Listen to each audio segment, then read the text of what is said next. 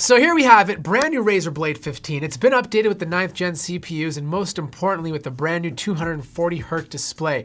But if that's not enough for you and you want something with a 4K panel, you can now get it in OLED. Now here's the thing, it looks exactly like the previous model, but there are some internal improvements to make this a little bit more attractive. Port situation is exactly the same, so you're not gonna see an improvement there. But instead of USB 3.1, you now get USB 3.2. That means you get speeds of up to 20 gigabits per second.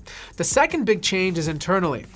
Heat pipes, fans, placement of the actual hard drive, the CPU are all the same because again, we're still using the same motherboard and chassis setup.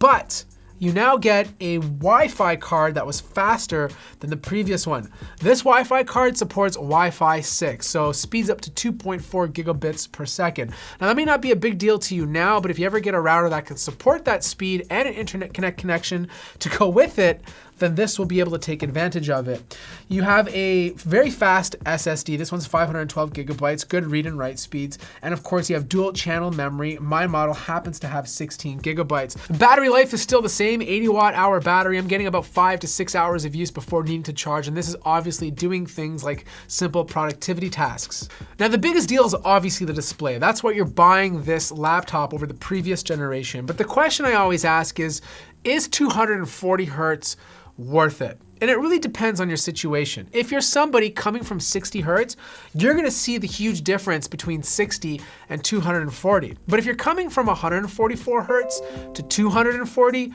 the difference is really hard to tell. You have to have like the most accurate eyes, maybe be a hardcore gamer and have experience using these monitors. The marginal returns are so low at that point, it's really hard to tell the difference. One other thing I forgot to mention as I'm editing this video, to really take advantage of 240 Hz displays, you need to have games run at 240 frames per second. And even though this laptop is 1080p, you really have to lower the settings in games in order for that to happen.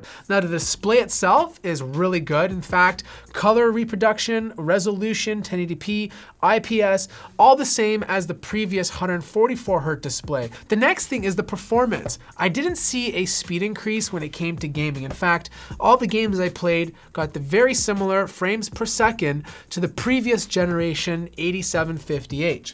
Now the benefit of upgrading to the 9750H is when you start doing things or start working with apps that can utilize all 6 cores. Things like rendering a file, compiling code. Maybe you're doing some sort of 3D intensive tasks that utilizes the CPU. It's about 15 to 20% depending on the application you're using. Thermals are exactly the same as the previous model as well. I'm not seeing any changes there. It power throttles. Overall, it keeps the CPU relatively cool and offers very balanced performance. So here's the bottom line. If you're thinking about buying this laptop, you have to make a couple of decisions. The price difference between this and the previous version is about $100 to $200 depending on the config. I'll be honest, if you're gaming, getting the 9750H and the 240 Hz panel, you're not gonna see that much of a performance difference, and you might just wanna save the money and get the 8750H instead. But if you're a content creator who loves the game and the difference is only $100, then I kinda think it's worth it. 15 to 20% speed increase is still a nice little boost. It's significant enough to notice a difference in your timeline or when rendering a file. So anyways, that wraps up my review on the Razer Blade 15. If you liked the video, hit the like button. If you're new to the channel, subscribe, and I'll see you guys in the next video.